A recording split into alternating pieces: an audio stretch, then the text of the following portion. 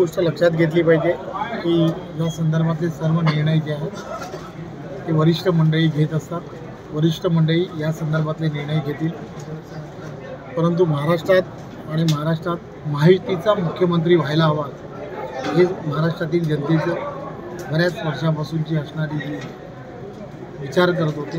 त्यामुळे आता महायुतीचं सरकार आलेलं आहे.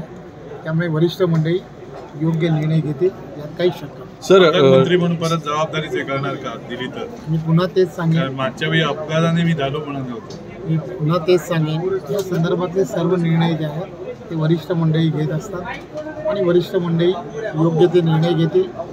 महाराष्ट्रातील जनतेची सेवा करायला मिळणं, आमदार म्हणून पुन्हा एकदा विधानसभेत चौथ्यांदा झालं यातच फार महत्त्व आहे असं म्हणतो. सर, निवडणुकीचं जे यश मिळालं त्याचं श्रेय कोणत्या मुद्द्यांना किंवा कोणाला द्या?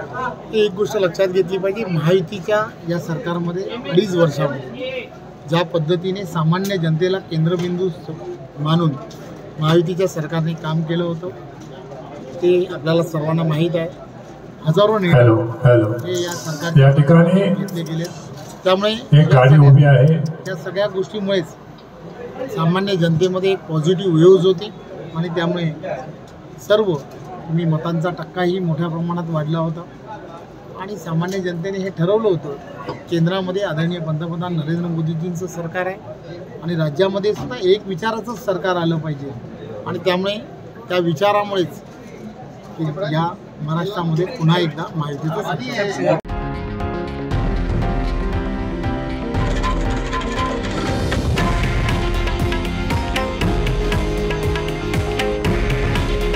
हे आहे देशातील नंबर 1 न्यूज नेटवर्क आणि आपण पाहत आहात TV9 मराठी.